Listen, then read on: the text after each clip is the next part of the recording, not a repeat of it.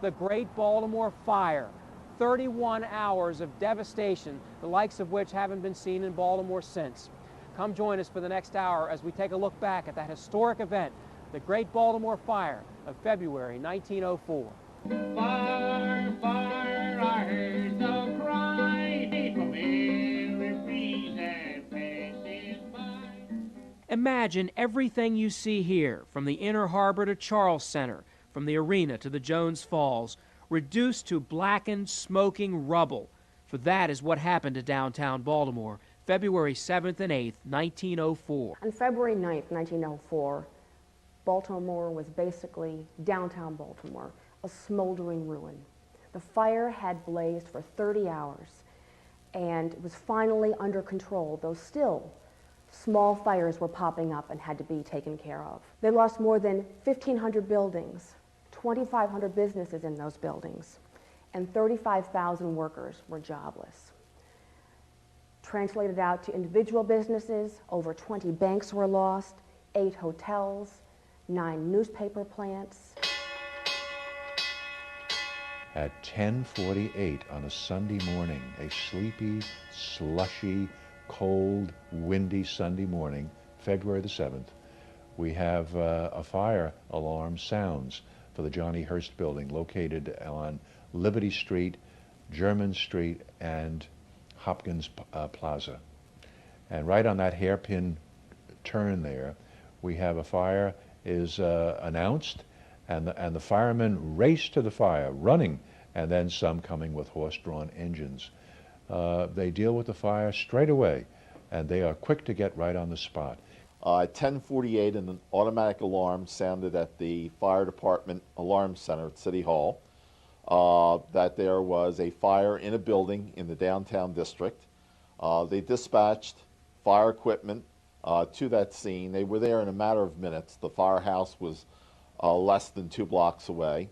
When they arrived on the scene, it was the John Hurst building, and the firemen entered the building, went across the first floor, looked into the basement, and they could see the fire spreading across the basement floor. It's a stone and brick building, you would assume would be fireproof. And there's a fire in the basement, and that is the beginning of the story. The fire captain at the time also said he heard what he thought were doors slamming upstairs.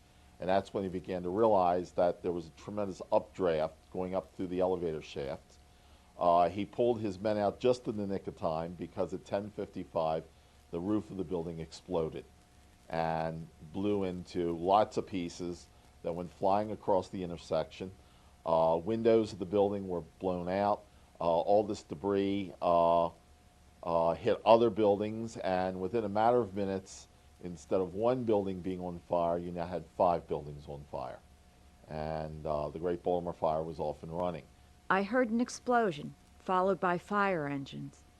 Soon afterwards, I looked out my back windows and saw apparently 3 blocks of fire. From that time on, we could think of nothing but the fire.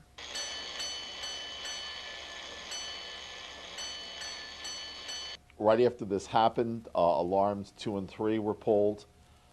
Shortly thereafter, the chief engineer of the fire department, George Horton, arrived. He assessed the situation, seeing how the fire was on its way to being out of control, and basically did 2 things. Number one, he called for a general alarm to bring all the fire equipment into downtown Baltimore. And the second thing he did was to order a telegram to be sent to Washington to get help from the fire department in that city. And the telegram went out about 11:45, basically said, "Desperate fire here, send help at once." We have the Washington firefighters, the first to arrive on the scene. And they travel here from Washington at a record pace, arrive here, and are immediately dispatched to fight the fire. When the fire companies arrived from Washington, courtesy of the Baltimore and Ohio Railroad express train, they would pull the engines to the fire with their horses. They would connect their hose to the steamer. Then the other end of the hose would be dragged over to the Baltimore hydrants. At that point, they realized that their couplings did not fit. They attempted to wrap canvas bandages around the hoses and the couplings to seal off where the water was escaping, but it was to no avail, and the water just squirted out of the hose and just barely hit the building. Early in the fire, an unwitting hero emerged, a white Percheron named Goliath. One horse, named Goliath, turns out to be one of the best-known horses in the state of Maryland because of heroic actions on that day. At the point that they were coming to a pause next to the building, we believe that the explosion occurred at 11:05, and the horse, being seared on its right side by the flames bursting out of the windows, caused the team to veer to the left and make virtually a U-turn in the street. Goliath sensed the falling walls and the flames that were shooting out from that activity and made a quick U-turn, saving the two other horses, the firemen aboard the rig, and the rig itself. Goliath was seared on the right-hand side, but received very good treatment, and for years to come would appear in parades, in county fairs, and get lots of applause by all involved. Goliath deserved the status of hero because the smoke explosion reduced the Hearst building from this early Sunday to this pile of rubble, which crushed Engine 15. This is the actual water tower that Goliath, the hero horse, was pulling 100 years ago. As you can see, it's had some major modifications by the fire department down through the years, but it's still been beautifully preserved, and it's on display here at the Fire Museum of Maryland on York Road in Lutherville. Buildings within a few blocks of the John E. Hearst building, and the fire was traveling rapidly to the east and north. When Chief Horton senses that this fire is gaining ground and getting out of control, he then calls for help from the Washington Fire Department. After that, within the hour after that, there's a general alarm to all stations. By 12 o'clock, he basically declared the fire out of control, and it was well on its way burning to the northeast because of the wind at the time. The wind-driven flames hindered the firefighting effort. Fire officials would order their men to one site, only to countermand the order in minutes as flames jumped to other locales. Again and again, people from different cities who were here, who observed the fire, talk about the roar of the fire. About noon, as the blaze was gathering strength, the fire department lost its chief engineer for the duration. The chief, George Horton, who had called for the Washington firefighters, was disabled within an hour of the fire and replaced by August Emmerich. So when these firefighters arrived on the scene, August Emmerich deployed them. August Emmerich, with 20 years on the force as a firefighter, he had the experience, but not the command experience as being the fire chief of Baltimore City, or as it was called then, the chief engineer. Chief Horton was hit by a fallen electrical wire and was burned on his shoulder. He was administered opiates by the fire department physician and was out of action until near the end of the fire. In his book, Baltimore Afire, Harold A. Williams said that witnesses on rooftops or on Federal Hill saw a terrifying yet magnificent sight. Seething, roaring masses of flames leaped high into the air, and above them was a thick rising canopy of smoke that every so often was momentarily studded with shooting, flaming embers. As churches began to let out around noontime and people seeing the huge amount of smoke, this drew people to the fire scene. And during the course of the day, the numbers got larger and larger in downtown Baltimore. The police at the beginning were used for crowd control. Later, the National Guard was brought in. Some depositors demanded their money from banks, but that was impossible. The time locks had been set for Monday morning. But after a while, the fire, which had become kind of a thing to see, many Baltimoreans suddenly realized how terrible this event was because they were watching their entire downtown district literally burn down, with the threat of it possibly spreading to nearby communities. So something that had been interesting to watch at noon by Sunday night now had become something that was very, very scary, because it was just completely out of control. Businessmen, despite orders from police, dashed into their companies to save what they could, even as firebrands pelted their buildings and the blaze pushed closer. On the afternoon of the fire, by 2, 3 in the afternoon, the fire was burning to the northeast from the Hearst building toward Charles and Fayette and Charles and Lexington. City officials had met trying to figure out what to do. One of the suggestions was to implode buildings, if they could, to create a gap between what had burned and what had not yet burned. With reluctance, they decided to do it. A crew began dynamiting about 5 o'clock on Charles Street south of German, which is now Redwood Street. Crew members' skills, however, were sorely deficient. Unfortunately, all they were doing was blowing holes in buildings. They didn't implode a single building. When Putz's department store exploded with the dynamite, it sent firebrands zooming across the street, breaking into Hall and Harding's store, igniting that store, and then the fire spread next door to Schlesinger's shoe store. And before long, across the street, the Union Trust building was ablaze. That building was reported in the New York Times as a skyscraper, that 13-story Union Trust building.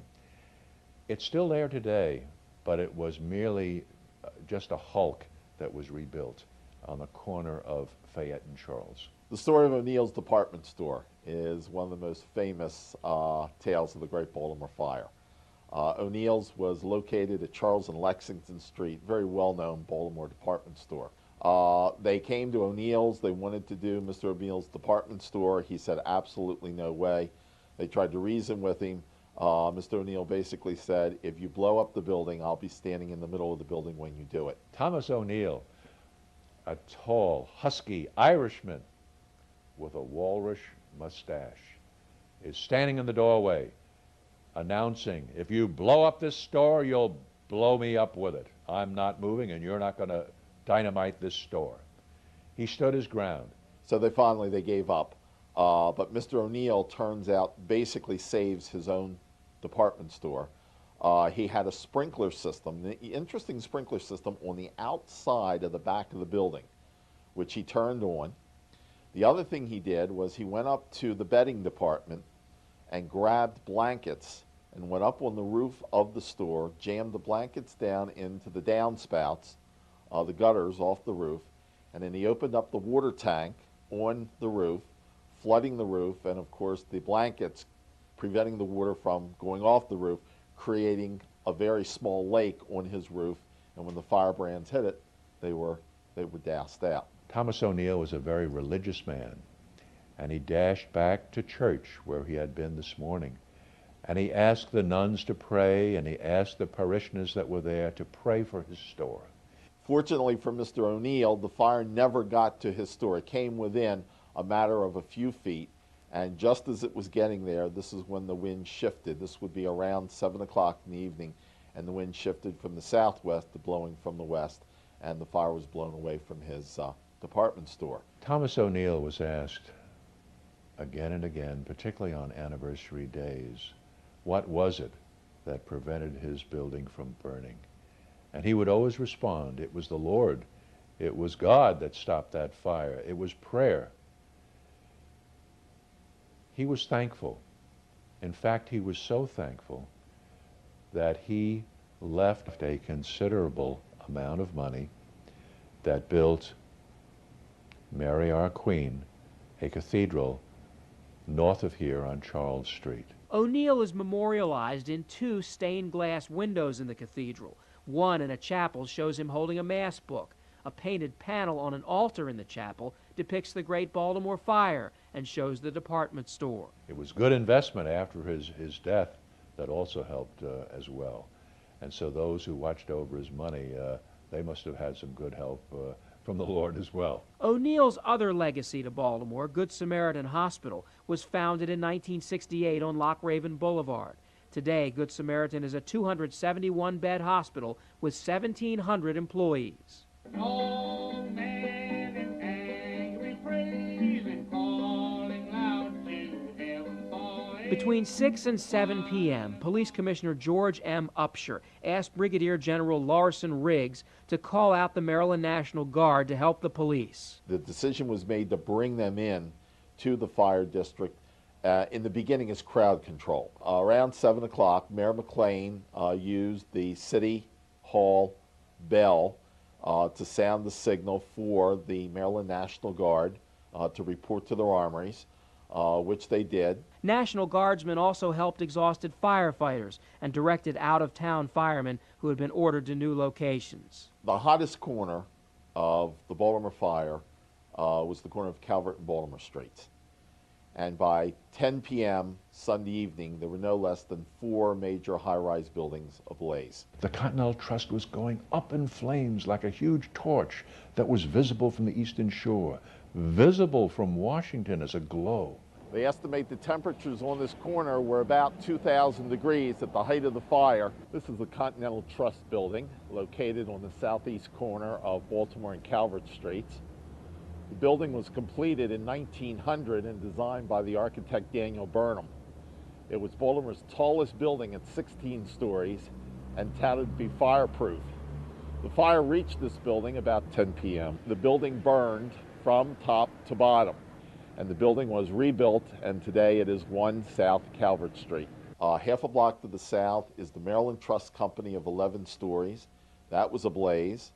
On the northwest corner was the B&O headquarters building, was also afire, and to the north of that, the Equitable building. So we basically have 4 high-rise buildings literally near one corner on fire at the same time. Mary Gresham Machen lived with her family on West Monument Street, now the site of the Maryland Historical Society, with a clear view of the city to the south and east. She described the inferno.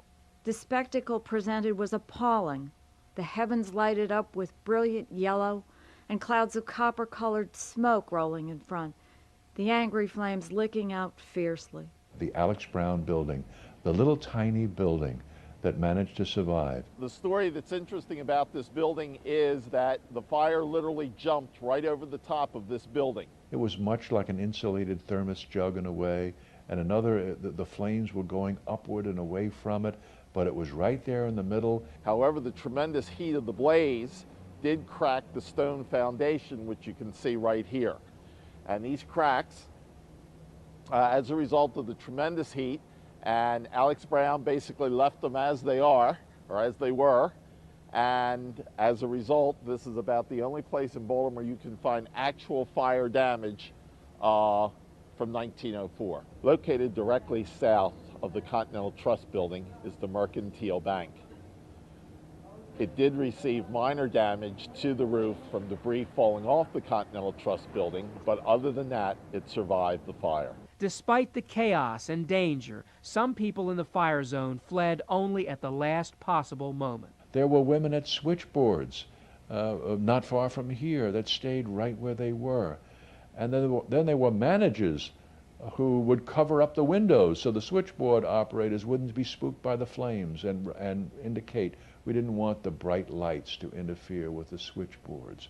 And lo and behold, the building is about to go up in flames, and they ask the women to step outside. Many of these dear ladies thought they were coming back and left their purses to just merely turn around after they got out of the building to see the building go up in flames, their personal effects going up with it. Not everyone rushed to escape the blaze. People didn't think it would spread. In the case of H.L. Mencken and the Baltimore Herald, they didn't even bother to find an alternate location until some of the last hours.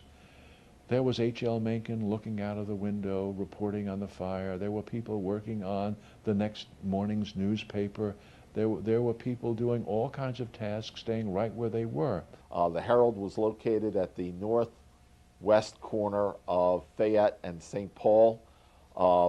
and it also was lost in the fire. In his book Newspaper Days, Mencken describes the fire literally bearing right down on the Herald building, and of course they would lose their building as well and be forced to publish elsewhere. In many of the hotels, the bars stayed open, and eventually the bartender would leave and everyone else would leave, but the drunks would man the bar and dish out free drinks to each other and to others that would wander in. There are other drunks in the bar who the building is about to go up in flames. They lock themselves in so they can continue drinking. Finally, the National Guard breaks down the door, pulls them out, and the building goes up in flames. About 11 p.m., the wind shifted, pushing the flames toward the harbor and East Baltimore. The fire reached the Inner Harbor early Monday morning, around 4 or 5 a.m. The fire now was being blown by strong winds, 30 miles an hour, now basically from the north to the south. The firemen attempted to line their equipment up along Pratt Street to kind of hopefully prevent the fire from spreading onto the piers with very, very little success. The fire eventually went right out onto the piers and burned those. Ships were pulled out of the piers and moved to the middle of the harbor. A lot of confusion and chaos there. Anderson and Ireland hardware store at the harbor stored large amounts of dynamite in its basement. Firefighters spent the day soaking the building, draping it in ice. The owners called the fire department to let them know that they had a fairly large number of cases of dynamite sitting in the basement of the building. So what the firemen did for the remainder of the fire was literally pour water on this building. And it's one of the few photographs you'll see of the Great Baltimore Fire where you see just huge amounts of ice hanging off a building. And this was Anderson and Ireland's hardware store down on Charles Street. There were people that were located out on burning piers, and they were rescued sometimes from the fire ship or the fire tug Oriole would come by and rescue people on a pier. And there would be people that would be drinking wine and falling asleep and waking up abruptly and being scarfed up and taken away. The dormitory of No. 6 Engine House at Gay and Orleans Streets was converted into a hospital for firemen suffering from burns and cuts. There were a number of injuries, but none to any great extent, other than perhaps a broken bone, a broken arm, broken leg, and that's about the size of it. Early Monday, the Jones Falls was the last hope for keeping the fire from residential East Baltimore. Monday morning, the fire was still going strong and spreading east across Pratt Street towards the Falls, Little Italy, and Old Town. The fire department decided their strategy would be to take their engines, and I think it was 37 of them, and literally line them up on the bridges across the Jones Falls with the strategy of preventing the fire from jumping the falls. Merchant Thomas O'Neill wasn't the only Baltimore resident to pray for deliverance. They had evacuated by Monday morning. There was a great deal of panic. People didn't put their children to bed at night because they were afraid that they would have to evacuate their houses. People remembered for a long time afterwards a great deal of panic, children crying, parents packing up the houses to take their valuables with them, not knowing when they would have to evacuate. Some of them stopping on the way at St. Leo's to pray for God's deliverance from the disaster. Embers blew across the Jones Falls and ignited some buildings on the east side of the Jones Falls. There were small fires, but they were able to be extinguished. But the people who lived there, and of course this is a very residential area, unlike the main burnt district, were concerned that their houses were at risk. Now the falls was about 85 feet wide, so this was a nice gap that they could use to hopefully bring this thing under control. So that was the strategy, and generally it worked. Although the fire got to the other side a couple of times, it was doused fairly quickly. Baltimore's Fourth Estate also took a beating during the fire. At the time, we have 5 daily newspapers in Baltimore. 4 of them were burned out. The Baltimore Sun and the Baltimore American were located on the south corner of Baltimore and South Streets.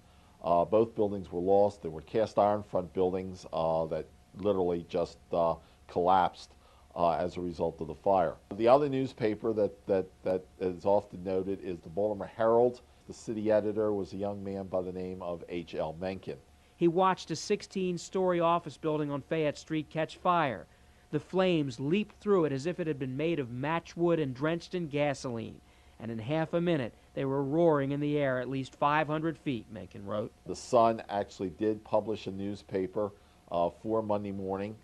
They pulled out of Baltimore around 11 o'clock, went to Washington, published through the Washington Star, and had newspapers on the street of Baltimore at 8 a.m. Monday while the fire was still going on. Mrs. Machen awoke Monday to the fire still blazing. Her husband's law office across the street from O'Neill's department store had been spared. To our great surprise and joy, the Central Savings Bank building is not burned. The office is safe. What put the fire out? Well, as I point out in my book, The Great Baltimore Fire, it was the efforts of 24 out-of-town fire departments along with Baltimore's fire department.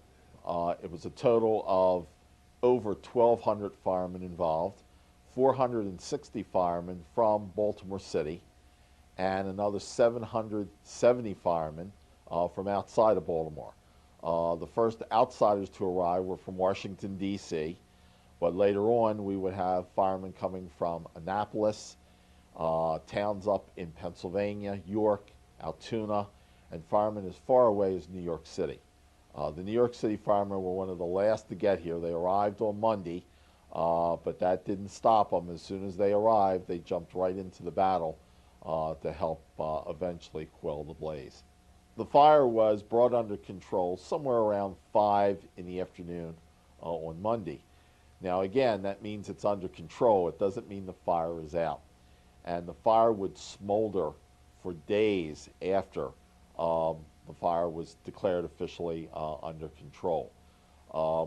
Some of the film footage that was shot by the Edison Company in the fire district shows smoldering ruins in downtown Baltimore. They knew the Baltimore fire was an important event they wanted to cover.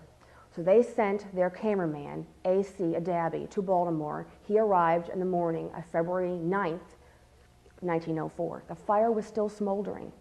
And Adabi took his portable camera to a number of locations in downtown Baltimore and recorded the still smoldering ruins. The film itself, the original film, disintegrated.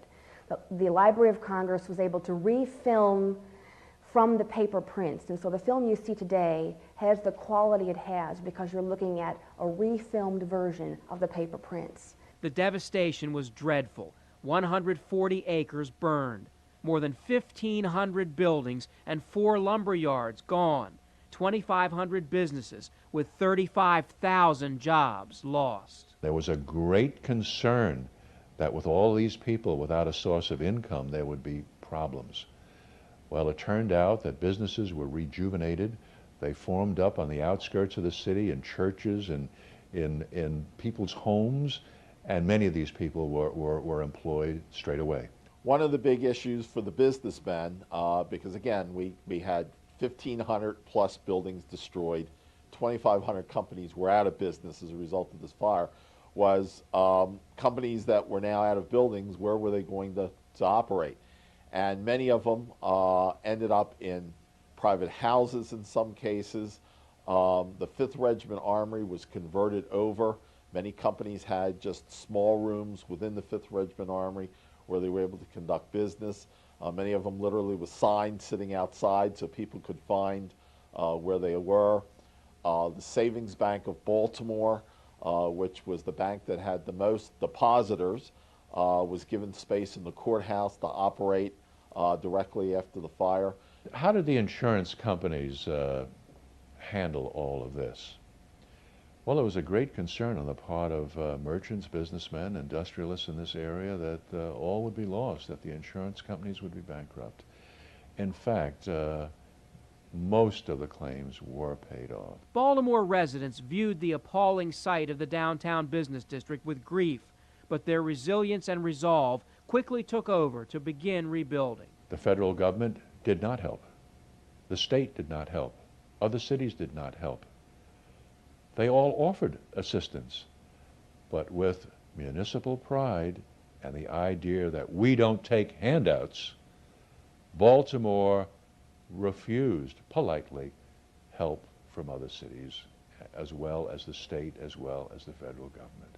It was just not the thing to do. One of the more interesting stories dealing with the rebuilding of the city after the fire has to do with the cost of rebuilding the city, which of course was a staggering amount of money. They literally had to rebuild the infrastructure. And amazingly, the city had the funds on hand to do it. And it's an interesting story. It concerns a gentleman by the name of John Mifflin Hood. Mr. Hood, who had served in the Civil War, after the Civil War, became the head of the Western Maryland Railroad. And at the time he took the railroad over, it was in terrible financial shape. The city had invested money into the railroad. Even Enoch Pratt, one of the city's great financiers, said that this was money the city was going to end up losing. They had really made a bad investment. Well, as it turns out, Mr. Hood is able to turn around the Western Maryland Railroad, and by the end of the 19th century, it's hauling people and goods between Baltimore and the western part of the state. The railroad becomes a success. When the railroad is sold in 1902, the city will cash in its stock and receive a check for $8 million. The money was on hand, deposited at the time after the fire, and this is basically the funds that were reused to build the city. When the rebuilding was finally done, the Burnt District Commission had about $10,000 left, and they commissioned a sculpture to do a monument to John Mifflin Hood. It was originally located at Baltimore and Hopkins Place. Today it stands over in Preston Gardens, directly across from Mercy Hospital. It's a monument people drive by all the time and have no idea who he is. And it's this man's genius with the Western Maryland that provided Baltimore with the money that helped us rebuild after the Great Baltimore Fire. One of the amazing things about the reconstruction of Baltimore after the fire is the fire occurred in February of 1904, and by the end of 1906, much of downtown Baltimore had been rebuilt. It was really an amazing story of how soon the city recovered. And it was so quick that in 1906, they even had a grand homecoming to celebrate the rebuilding of Baltimore, inviting the people from around the country to come to Baltimore and see the progress that the city had made. The Church of the Messiah is an amazing story related to the Great Baltimore Fire. It was the only church to burn in the fire. Located on the southwest corner of Gay and Fayette Streets, the rector of the church, Peregrine Roth, knew that the church was in the direction, the way the fire was going on Sunday. And just as he anticipated, the church burned like a torch. Another really interesting story related to the church is the bell that was in the church tower. That 2,000-pound brass bell fell and broke into numerous pieces during the fire. Again, Reverend Roth, thinking to raise money to rebuild the church, asked a church member, Edro Richardson, to take those broken pieces and cast them down, melt them down and cast small bells that they could sell as souvenir bells of the church to raise money to rebuild. Mr. Richardson made 2,800 of these bells, and indeed that money funneled into other money that came from church members and other members of the church, and they were able to rebuild, and within 1 year the church was rebuilt on the same location. Fire, fire, I heard the cry from every breeze that passes by. How did the fire actually start? The insurance adjusters, they came up with a general consensus that a dead light in the sidewalk, glass illumination to provide some help in light to the basement below. This is what's called a vault light. Many of these were in sidewalks outside of downtown buildings. The purpose of them was to provide light to the part of the building that stretched out under the sidewalk. What you have here is a metal cover with glass eyes, and the sun could shine through these glass eyes into the basement of the building. Perhaps a cigar, a cigarette butt dropped down there, got into the packaging material in the basement, started a fire that smoldered for some unknown time. The Hearst building at Hopkins Place in German Street also had vault lights. Historians speculate that a lighted cigarette or cigar may have fallen through one of the broken glass eyes and into the basement of the Hearst building, where it smoldered overnight, starting the Great Baltimore Fire Sunday morning. It was long believed that no one died in the fire. History disputes that. There has been a newly discovered individual who it is presumed died because of the fire. A charred body was found floating near Bowley's Wharf, which today is near where the Constellation stands. The victim was supposed in the Baltimore Sun, which reported on this under the byline, "One life lost in the fire," was likely forced off due to the flames on the wharf. But it is unclear. It's also unclear how actually he did die, but we feel that it is very possible that this person did die as a result of the fire, given the condition of the body, that he was unfortunately burned. One of the more interesting questions relating to the fire is, were there any deaths as a result of the fire? And the answer is yes. Total of 5 deaths related to the Baltimore fire. There was only one death during the course of the fire. This was an African-American gentleman whose body was discovered in the harbor several days after the fire. The body had been badly burned. The assumption is he may have been out on one of the piers and was caught out there and killed by the fire itself. There were 4 deaths that were attributed to illness, 3 from pneumonia and 1 from tuberculosis. On the case of pneumonia, 2 of the men were in the National Guard, both in the 4th Regiment. They were manning their guard posts in the bitter cold in uniforms that were perhaps more suited for the parade ground. They managed to hang on guard duty, but eventually were sent home and within hours died of pneumonia after they arrived locally at home. The 3rd man was a New York City firefighter who died of pneumonia. And the 4th individual was a person who a range of sicknesses finally led to his death with tuberculosis. A burnt district commission was appointed March 11th to carry out work inside the fire line. The fire was a disaster for businessmen, but an urban planner's delight. Because now urban planners could literally take on problems that had affected the city for such a long time. Now was their opportunity to do something.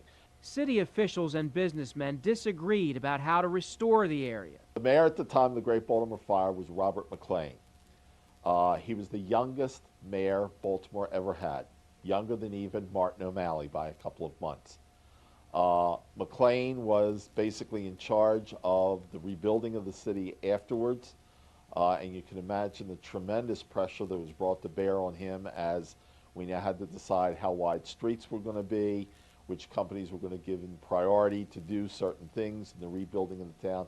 Obviously a very political process. He had to argue with his best friends, many times very bitterly, about the widening of Baltimore Street, about the widening of Charles Street, about making all of these corrections that had to be done in the rebuilding of the city. They were his friends until he was taking valuable frontage to their stores, and then they became his worst enemies. Finally, 4 months after the fire, he gets married to a very lovely lady from Philadelphia. They are married in Washington, and then back here, 16 days after his marriage, Mayor McLean committed suicide. We have no idea to this day the factors that led to his suicide, but it was a tremendous loss for the city. He was replaced by Edwin Clay Timanis, who became the new mayor and carried on the reconstruction with the Burnt District Commission. He was succeeded by this very man, the Republican, who he opposed, who then was able to get through all of the things that Mayor McLean fought so hard for. So streets were widened, a high-pressure water system was put in, a lot of improvements made. It was obvious to all concerned that we had to have wider streets. But it was another thing to widen the street at your expense. Property owners balked at relinquishing their property for the street widening. So Baltimore Street is actually still its very narrow pre-fire width. Eventually it was accomplished. It had to be accomplished. But it's here today. If one is in a car and they're zipping along on Charles Street from the Inner Harbor, going north on the one-way Charles Street, when they get to Lexington, they're in for a surprise. Lexington Street. The road narrows. It goes from 4 lanes to 2 lanes. And then have a FedEx and a UPS truck there and right side or left side, and all of a sudden you're going through the eye of a needle. Why is that? Well, where the road was widened is where we had the fire. But north of there, where it's constrained, is the old buildings. And they didn't want to tear them down and widen the road, but those buildings just stayed there with the original narrow road.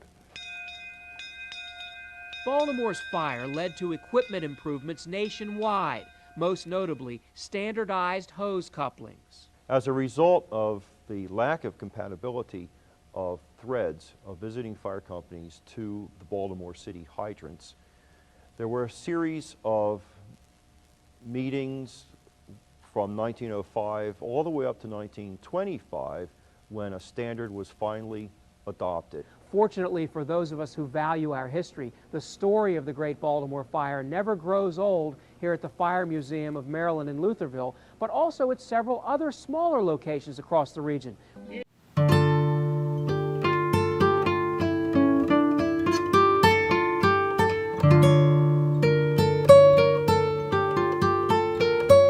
Include a copy of the song Baltimore Fire, played by Charlie Poole and the North Carolina Ramblers. The lyrics themselves indicate that somebody who was very familiar with the fire wrote this song.